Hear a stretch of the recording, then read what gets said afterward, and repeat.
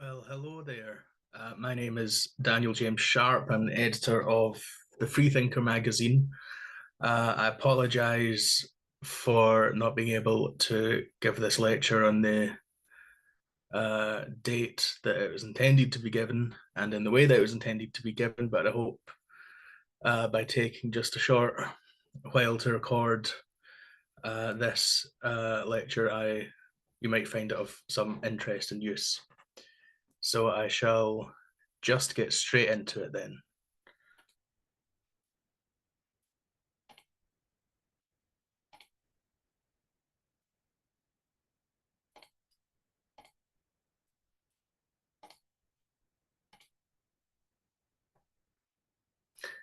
So I want to talk about the new theism and the resurgent threat of Christianity.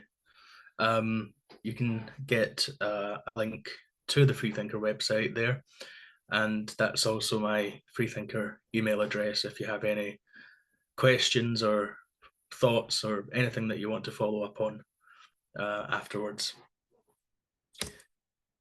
So I'm just going to talk a little bit about what the new theism is, who the new theists are, why it has arisen, what's wrong with its claims, why it's dangerous, and what to do in the face of new theism. So that's the loose structure of this lecture. I'll start off with a poem here from the great Elon Musk. Atheism left an empty space. Secular religion took its place, but left the people in despair. Childless hedonism sans care. Maybe religion's not so bad to keep you from being sad. I don't know about you, but I think you should definitely give up governmental involvement and Tesla and SpaceX and just take up a full-time career as a poet. But this is actually a good summary of the new theism. It's the idea that the decline of religion, particularly Christianity, has led to despair, despondency. That atheism has gutted the core of Western civilization,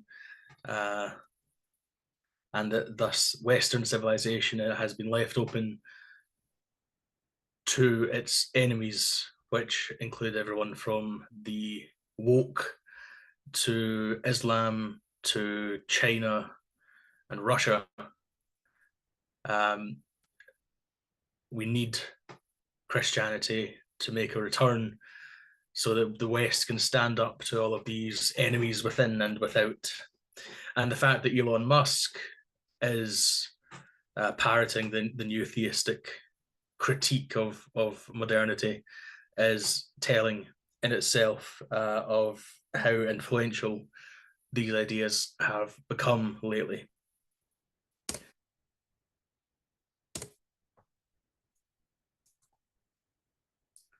So I'm going to quote myself here from a piece that I wrote for the Freethinker about the new theism, in which I defined it as the rise of a new counter-enlightenment that defends religion and Christianity in particular based on its social value rather than because it is true. And there, in that article, I quote the writer Ed West, who wrote an article entitled The New Theists for The Spectator in December 2023, which is where I've taken the term from. And he is very sympathetic to new theism. And he says that the new theists argue not that religion is true, but that it is useful and that Christianity has made the West unusually successful.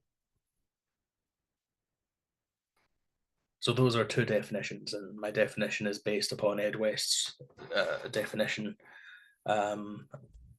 given in his rather sympathetic discussion of the new theists. Some key figures are people like Jordan Peterson, Tom Holland, and most famously or infamously of all, perhaps, Ayaan Hirsi Ali. Can we date it to 2017 or 2019? Around 2017 is when we start to see Jordan Peterson waffle on about religion and its necessity, whether or not it's true. But 2019, I think, is my favorite date to for the beginnings of new theism, because that year saw the publication of Tom Holland's very influential book, Dominion, The Making of the Western Mind, or in the US, Dominion, How the Christian Revolution Remade the World.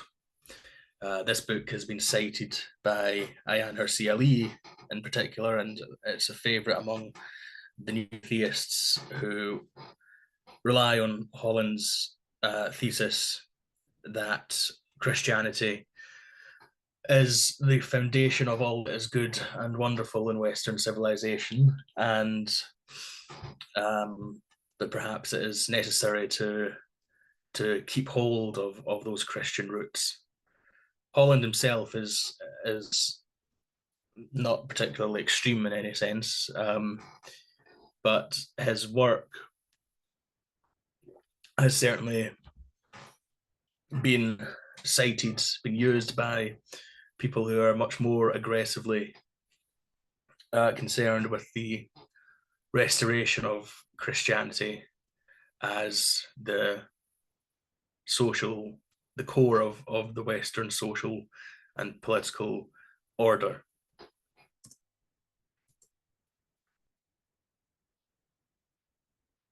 Now, of course, new theism was coined by West, although the term had been used in different ways before his usage of it. But it's his usage that I think is interesting and that is under discussion here.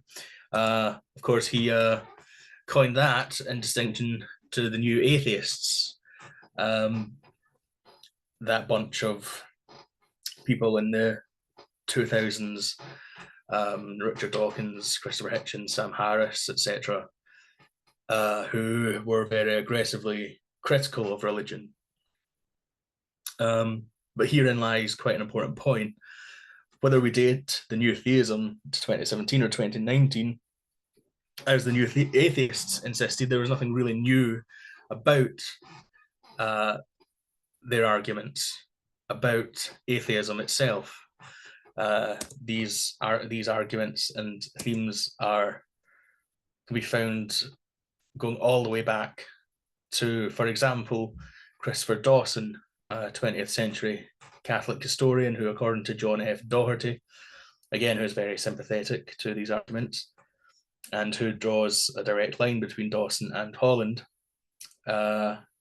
he says that Dawson warned Europeans and Americans that their civilization's endemic political crises were the effect of a profound spiritual crisis. This turbulence would never be resolved, he counseled, until Westerners returned to the religion that had created their civilization, the Christian faith. And of course, this idea that Christianity is the foundation of Western civilization and the bulwark against all its enemies is a much older idea even than that. But it has become quite a popular talking point, quite an influential view in the past few years in particular, and dangerously so in my opinion. Now, Ayaan Hirsi Ali, former new atheist, converted or announced her conversion to Christianity in November 2023. In that article for Unheard, Why I Am Now a Christian, she cites Dominion and states that atheism can't equip us for a civilizational war. Again, clearly we need Christianity. We need to return to Christianity to defend Western civilization. And this was rather a big moment for the new theism. Ayaan Hirsi Ali, of course, is a very famous name and was for many years famously associated with the likes of Dawkins and Hitchens and other famous new atheists. And here is a quote from that piece, where she explains the enemies of Western civilization against whom Christianity must be wielded. China, Russia, Islamism, and woke ideology, which is eating into the moral fiber of the next generation. So that gives a good flavor of the new theism's concerns and motivations. Again, from the same article, this is her citing Tom Holland's book, Dominion. All sorts of apparently secular freedoms of the market, of conscience, of the press find their roots in Christianity. And this, I think, is the core of new theism. Everything good about Western civilization comes from Christianity. Everything from secularism and gay rights and science, all of these things are Christian at root. The bad stuff is either not mentioned or only mentioned really as an aberration from the true Christian message.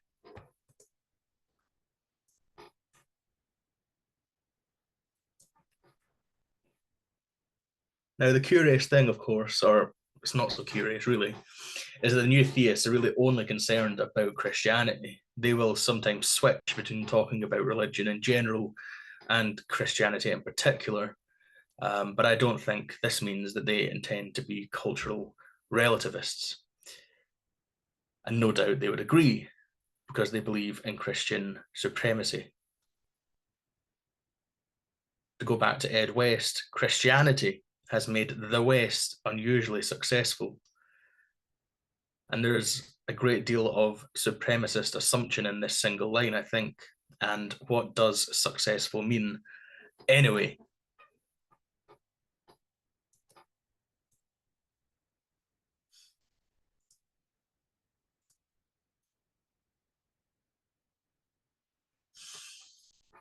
Now, we very frequently these days hear about Judeo-Christian tradition or Judeo-Christian values, which is quite a valiant attempt at ecumenicism.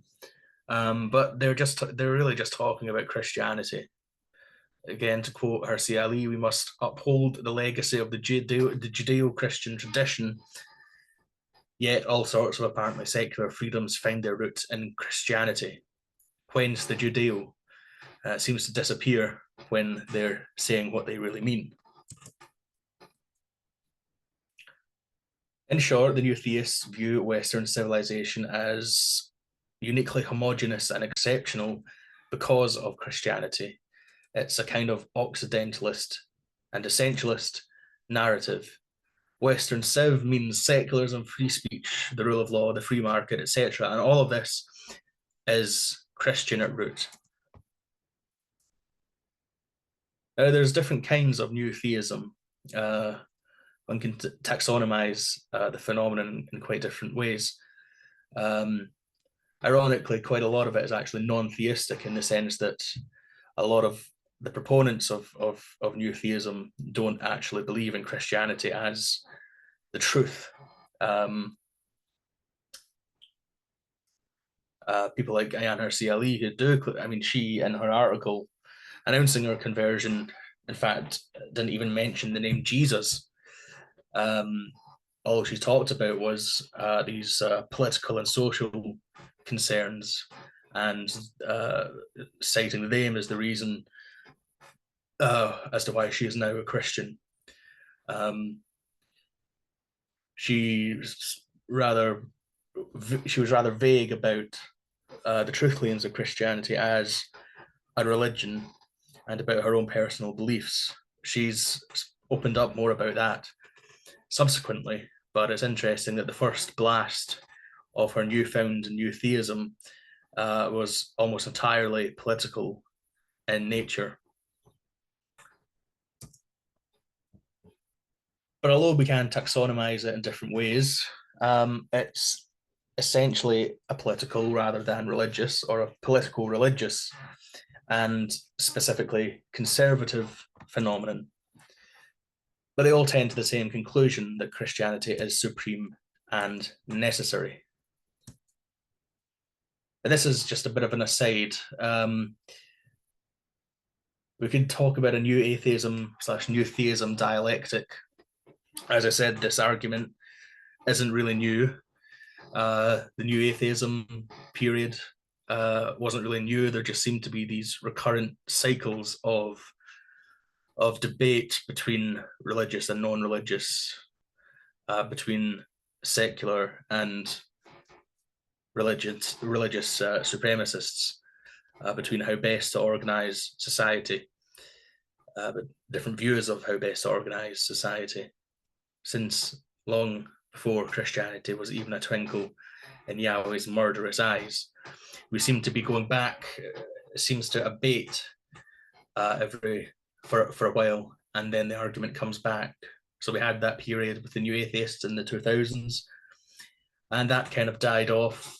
And now we seem to be in another cycle with the assertiveness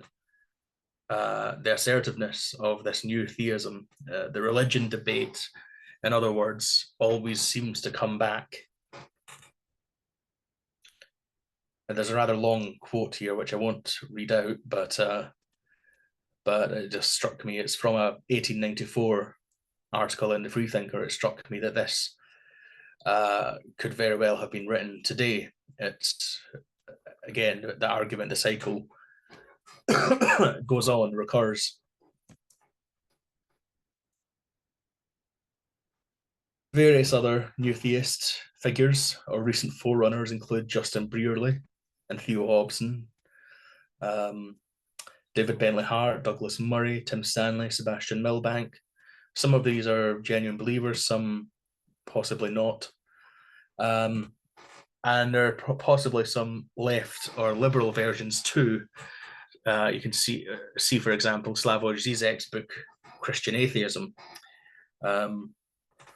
And if I may recommend Ralph Leonard's review in the Freethinker of this book, which was published quite recently. It's a very good look at it. And I think it hits the nail on the head. The left or right, conservative or liberal, the new theism is always a Christian supremacist in one way or another. But I'll leave that aside and focus on the main strand of new theism, which, as I said, is conservative, political in nature. I'll also leave that aside. Richard Dawkins has called himself a cultural Christian many times, but I think in some ways he's been rather misconstrued and misrepresented. He doesn't help himself all the time. But of course, the new theists were very happy. I think it was last year when he reaffirmed this cultural Christian identity. Of course, they pounced on it. But again, I leave that aside as an aside. Now, why has the new theism risen? Why is it so popular? Well, as I said, there are these cycles. We just seem to be in another one of those periods. But there's all, and I don't really know. I don't really know why it has arisen, why it has taken the form that it has. I'm open to thoughts and ideas on that subject. Maybe a lot of it has to do with the decline of Christianity in recent decades. It's a dying animal. Dying animals lash out. The past couple of decades have seen huge economic and political uncertainty, and that's when religion thrives, when things aren't going so well. We have all these sundry other threats. So, we have these threats, both real and imagined, from wokeism and cultural Marxism to Islam and immigration, and sundry other threats. That seems to be a reason for the reassertion of Christianity in the face of these enemies. Perhaps there's also a need to be contrary. by that, I mean that now that the world, especially the West, is much more secular, and secularism seems to have been on the up. It seems to appeal to a lot of people. The idea of being a dissenter from the mainstream. Nathan Alexander, historian, in his 2019 book "Race in a Godless World,"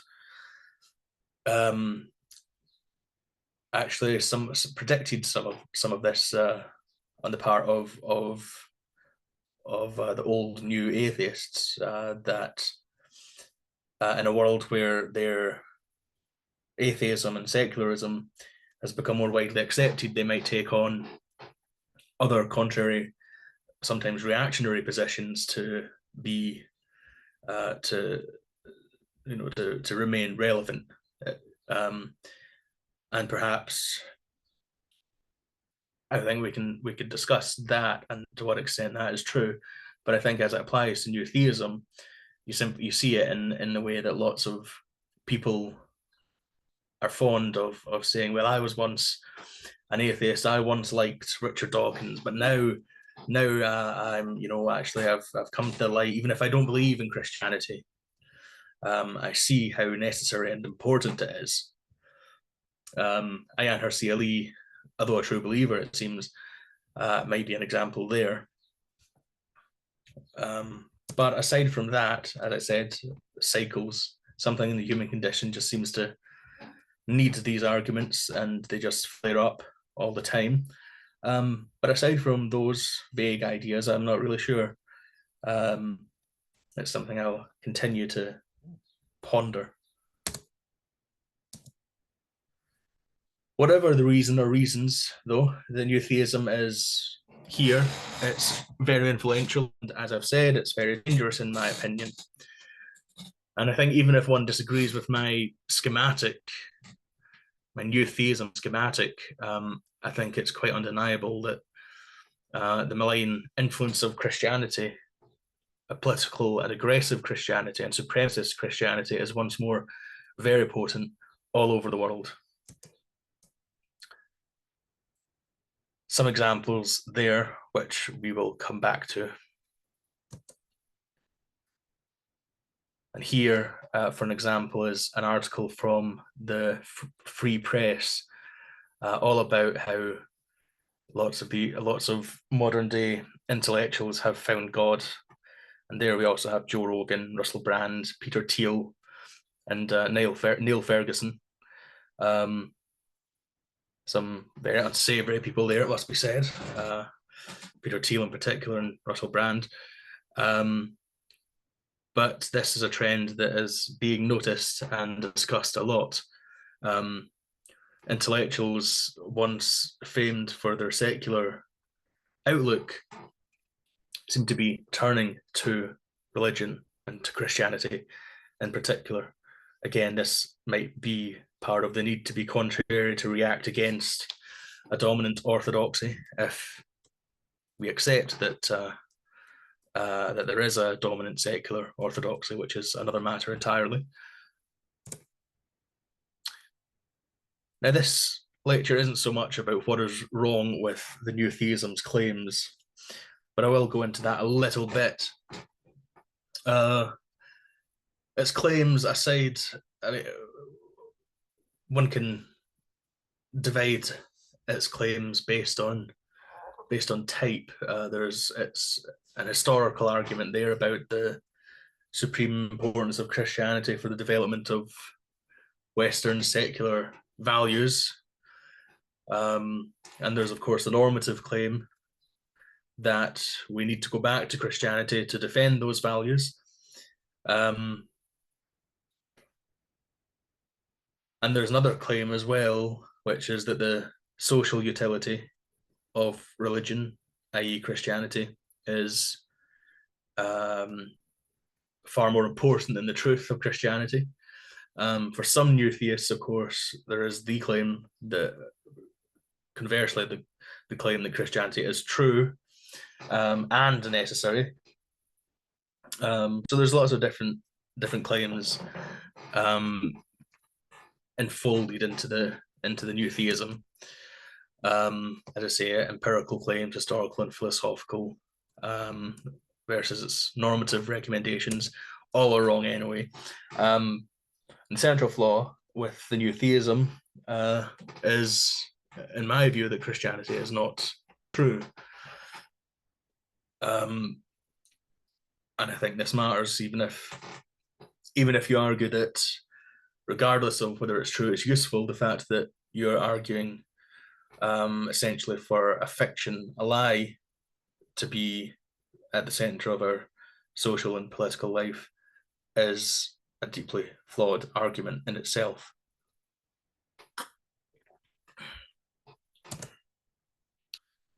In any case, one could cite the roughly 2,000-year gap in scientific and moral progress between the rise of Christianity and its slow erosion.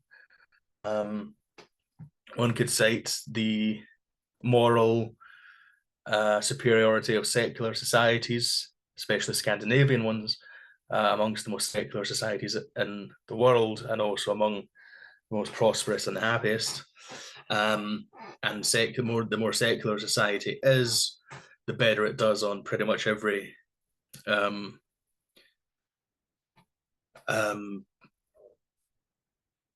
trying to find my words here. Every metric of social well-being, which, and the more religious society is, conversely, the less well it does on those metrics.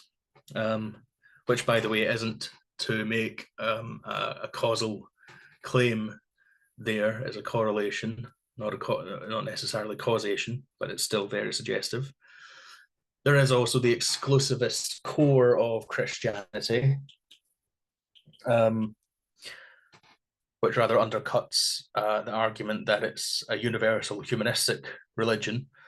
And by the exclusivist core, I mean that it says you're either saved or damned. That if you're not a believer, if you don't accept the doctrines, that you don't accept Christ, then you are going to a place of eternal torment. This is massively exclusivist. This is not universalist in the slightest. One could say the centuries, the millennia, perhaps, of Christian violence. The blood of the fields of Europe are still soaked in the blood spilled by Christians for centuries. So Ed West's claim that a return to Christianity would act as a social Valium is rather questionable. There is, of course, the older and more variegated roots of secular modernity. It's just simply absurd to say that everything comes from Christianity, as if the ancient Greeks had never existed. And there is, of course, the opposition of Christianity to all forms of social progress.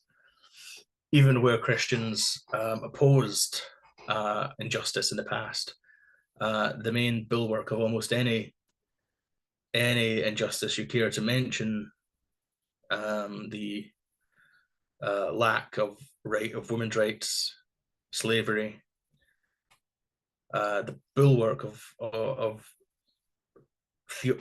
theocracies, persecutions and burnings and heretic hunts. The opposition to the movements to end all these things always came from the churches. There's not a single bit of moral progress that has not been opposed by the Christian churches.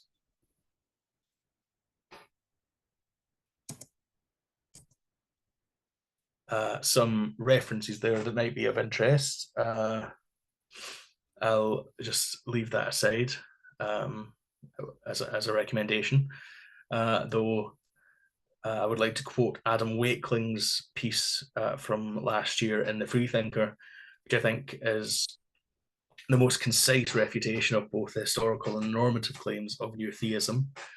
Quote, "The morality of the Bible is not humanist."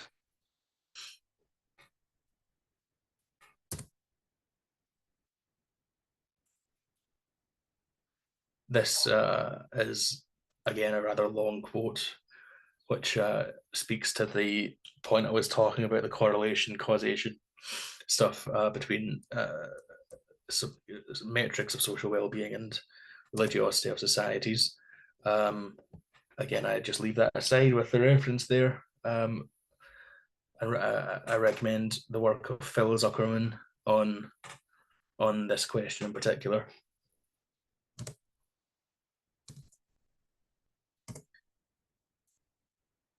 Going back to the exclusivist core of Christianity, a couple of quotes here from Charles Freeman. As he says in his 2020 book, The Reopening of the Western Mind, while Stoicism talks of universal human values, there's the point that these ideas that are claimed to be Christian in origin actually have predate Christianity. Christian ethics contained within them an emphasis on exclusion, not only on earth, but permanently in the afterlife for those who do not make a commitment to Christ. Charles Freeman has also recently written an analysis of Tom Holland's Dominion for the Freethinker, which I linked to a couple of slides back, and which I highly recommend. I also highly recommend his books.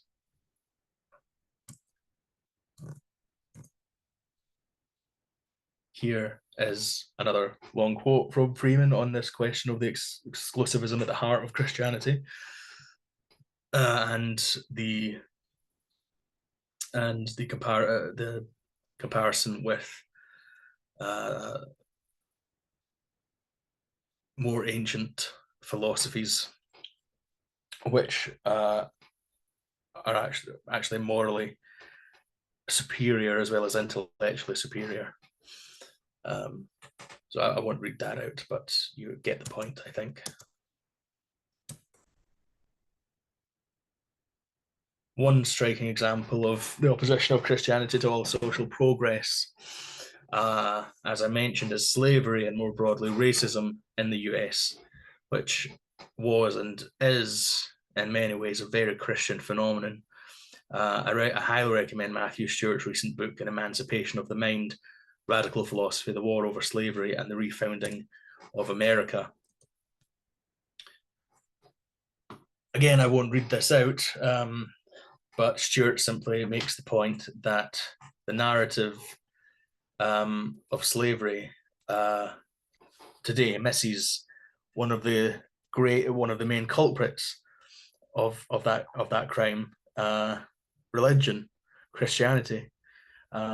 Frederick Douglass, Abraham Lincoln, Theodore Parker, and others saw American Christianity as the bulwark of slavery, the most difficult to attack, its darkest aspect. This is something that isn't really discussed very much, that actually the slavers were extremely religious. Douglass talks about how his master, once he found God, actually became even more brutal. And it's also not very often spoken about that that the opposition to slavery very often came from very unorthodox Christians, if not outright disbelievers, like Douglass and arguably Lincoln and Parker.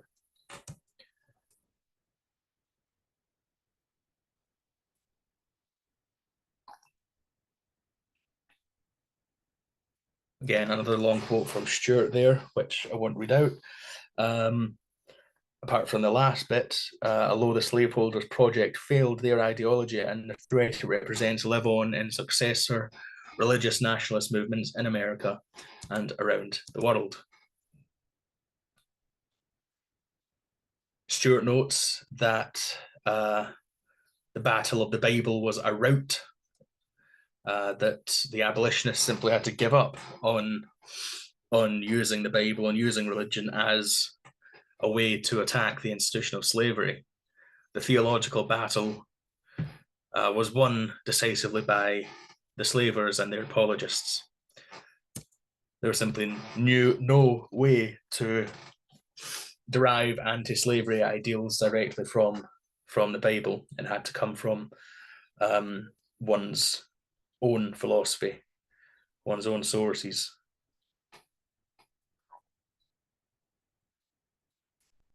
As Douglas said, welcome infidelity, welcome atheism, welcome anything in preference to the gospel as preached by those divines.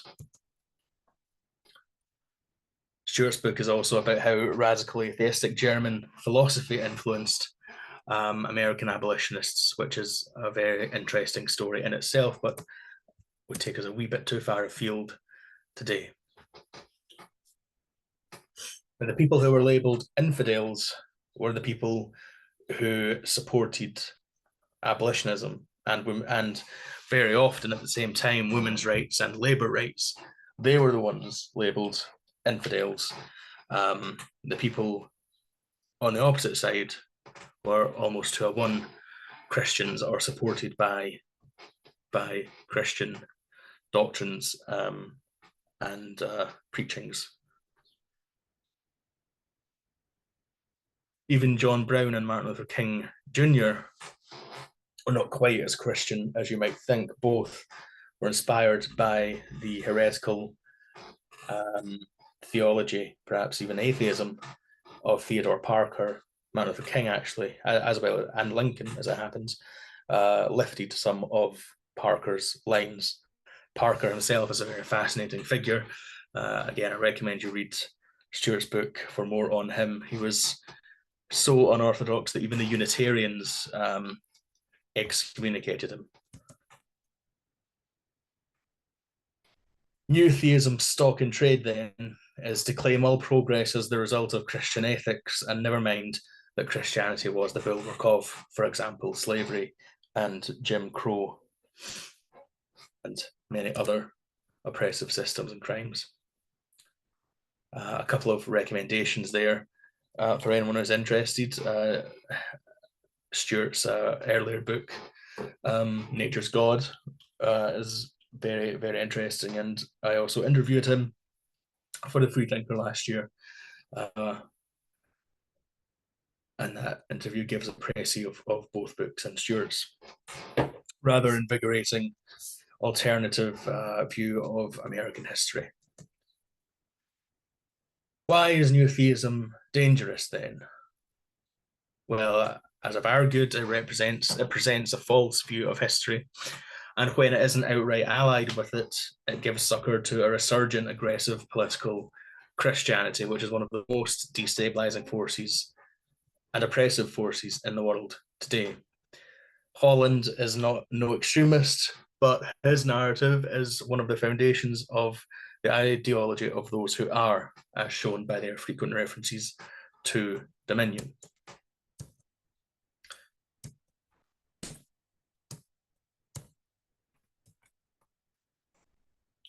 There's lots that one could cite. There's national conservatism movement, rather unfortunately titled, it must be said, which views nationalism and religion as things that need to be aggressively championed. Viktor Orban in Hungary, with his illiberal Christian democracy. The influence of American fundamentalism on the rights of gay people in Uganda, where it is punishable by death to be gay, largely as a result of American fundamentalist money and influence.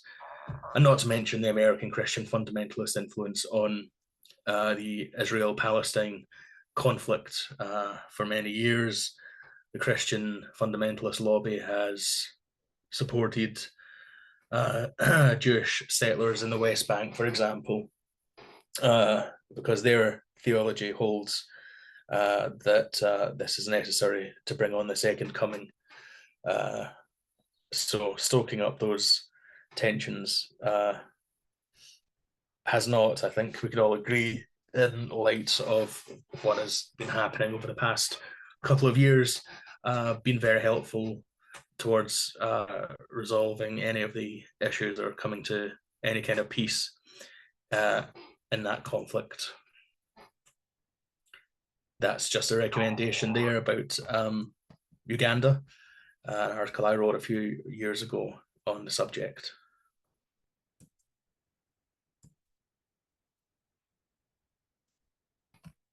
A quote from that article, which I wrote 2 years ago. I thought at the time it could hardly get any worse, but here we are.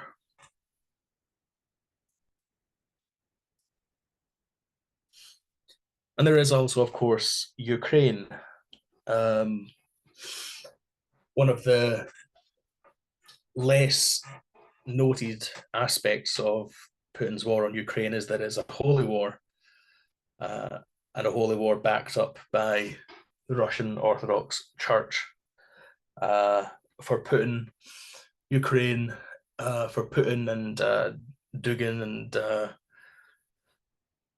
all those who support his war, Russia is under threat from a degenerate, secular, Satanist, homosexual supporting West, and this is embodied in degenerate Ukraine, which is why it has to be wiped off the map and reformed, restructured, brought back into the fold as a solidly Orthodox satellite of Moscow. A couple of quotes and links there on that subject. Funnily enough, we've seen that some of the more extreme right-wingers in the West are actually somewhat sympathetic to Russia vis-a-vis Ukraine.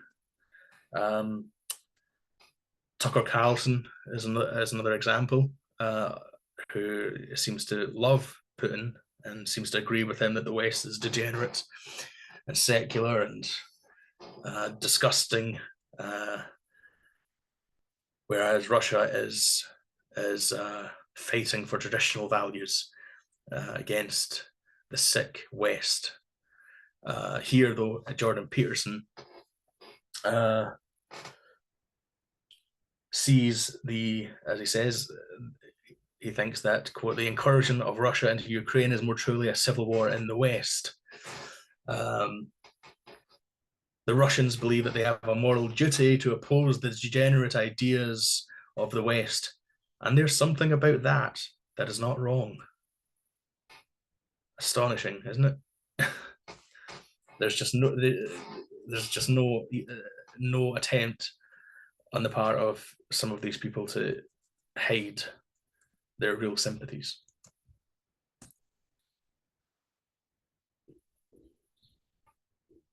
More from Peterson there. At the end of this paragraph, he talks about the adherents of the Abrahamic traditions have to bring about the defeat of wokeism and Marxism in the West. Again, this is stuff that you could hear on Russia Today. It's astonishing.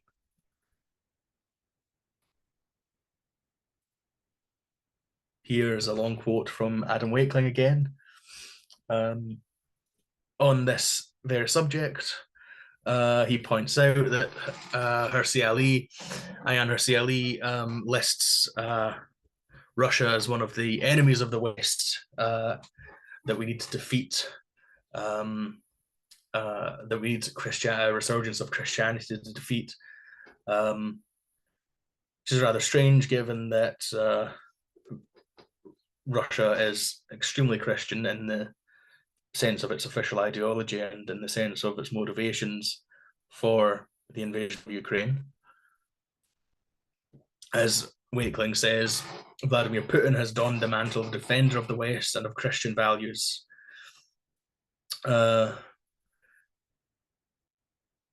assertion that he's a stalwart of the Christian faith has been accepted by some of his Western defenders, including Tucker Carlson, who claims that US elites hate Russia because it is a Christian country, etc., etc. And there's lovely Mr. Carlson there. They hate Hungary because it's a Christian country. Nobody wants to say it, but it's true. That is enough to incite our policymakers in the United States. And that is exactly why they hate Russia, by the way.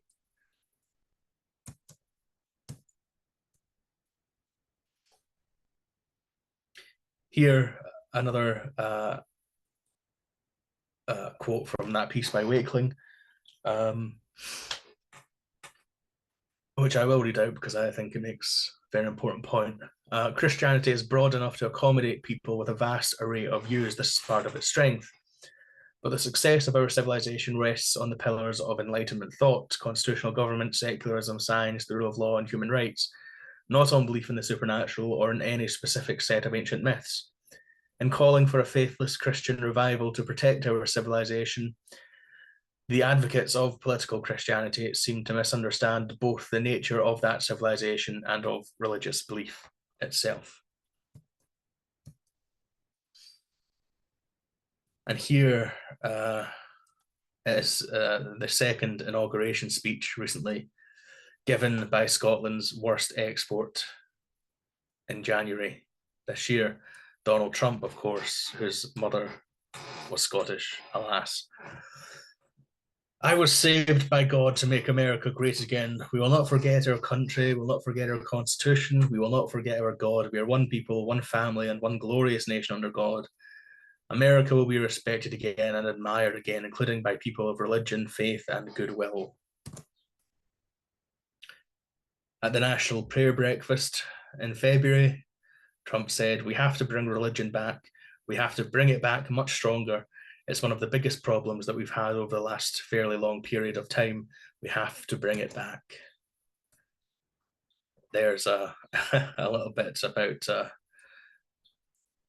Donald Trump's Scottish mother. Alas. Very sorry. The White House Faith Office was established, headed by the insane Paula White Cain, Trump's spiritual advisor.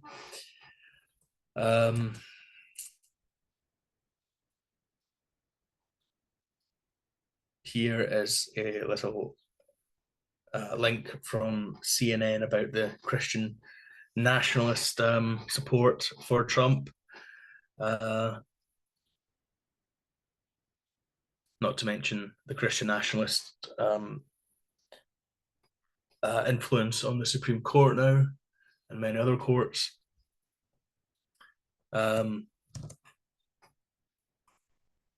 Here's a quote from US Representative Jared Huffman from an interview I did with him last year about Project 2025. Project 2025 is an extreme takeover plan for a second Trump presidency to quickly strip away many of the checks and balances in our democracy. As I say, blah, blah, blah, I mean, etc., etc., etc., etc. And the Christian nationalist agenda is at the heart of it. Mike Johnson, third in line to the presidency, is more or less a Christian nationalist himself. As this Congressional Free Thought Caucus report from last January on Johnson says.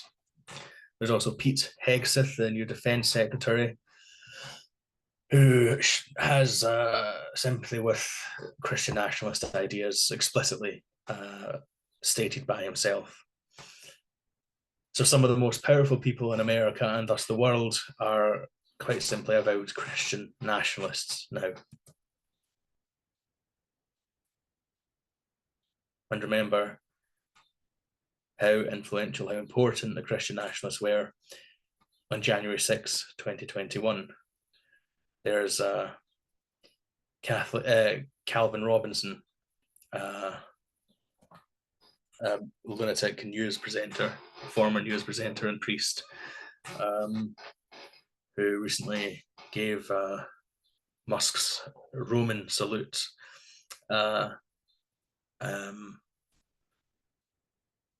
And he, of course, is English. So this is not purely an American phenomenon at all.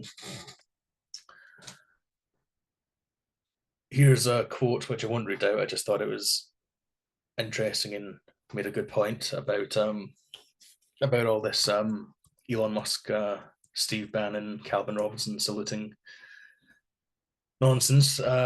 Here we have the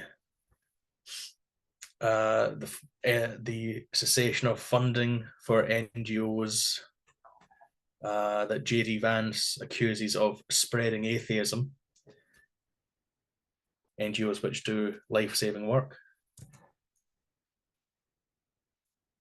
Recently, there was a conference in the UK where this sort of rhetoric was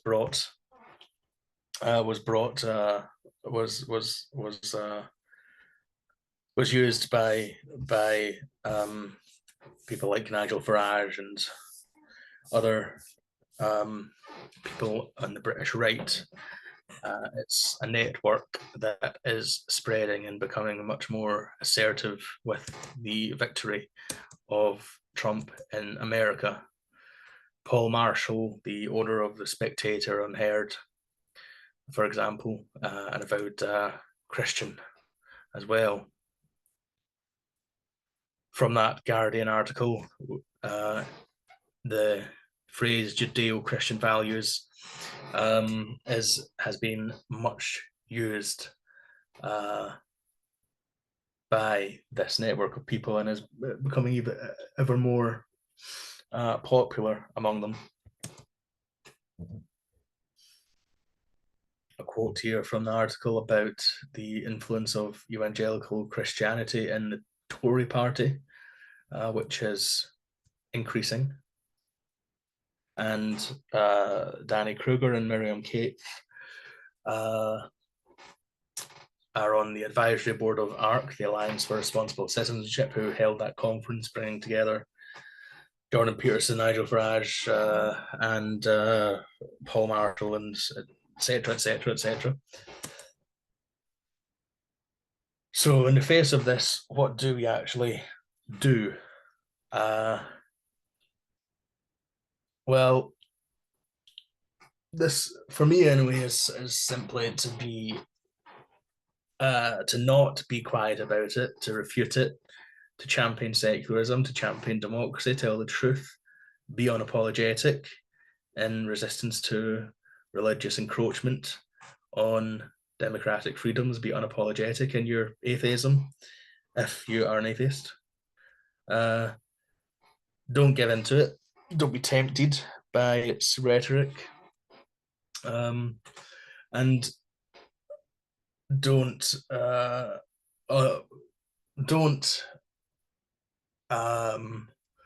be tempted to say, well, this isn't true Christianity. This isn't real Christianity. This is an aberration, which, apart from not being true, is simply an evasion. That's not really the answer to religious oppression. The answer is that religion is just not an excuse or a justification for oppression, whether or not it's truly Christian or whatever. Here I'm slightly quoting Mariam Namazi, who made that point in a different context about women's rights and Islam. Read up on history, on the real roots of civilization, both Western and non-Western, from ancient India to ancient Greece, to the Enlightenment, the radical Enlightenment. there are universal ideals that have been asserted in all cultures, all times, all places, which need to be fought for, and an appreciation of their real history is an essential part of standing up for them. Of course, one might say that one of the arguments, one of the appeals of new theism is that they give meaning. This, of course, is one of the appeals of religion in general. And here I quote myself again, which I've done very indulgently, which I hope you don't mind, on this subject itself. And I think everyone will have their own answer to that. But mine is simply that it's something of an insult to humanity to say, well, we need some sort of supernatural framework to give our lives meaning. I mean, there's friends, there's family, there's love, there's wine, there's music, there's books. I mean, what more do you need? There's plenty of meaning to be found without resorting to ghostly supernatural nonsense. And I think that you do, whether you're a true believer or a non-theistic new theist, there is simply no need for this transcendental form of meaning. There's a big difference between transcendence and the transcendental, by the way. Down with the transcendental, which is a whole other lecture and a whole other article. Anyway, there are many other articles and books on this subject, some of which I've referenced today, some of which I have not. Please see the reading list for more, and you'll have access to the slides for all those links. If you want even more material or want to follow up in any way, just get in touch. And again, I apologize for missing the actual date of this lecture and for not being able to give it live, as it were. And I hope I've made sense. I know I've been a bit rushed recently, so I apologize if I've been rambling on, which I undoubtedly have. I always seem to do so. But I hope I made sense. I hope I made my points, and I'm very happy to have been able to give this lecture. I hope it's of some interest. Thank you very much.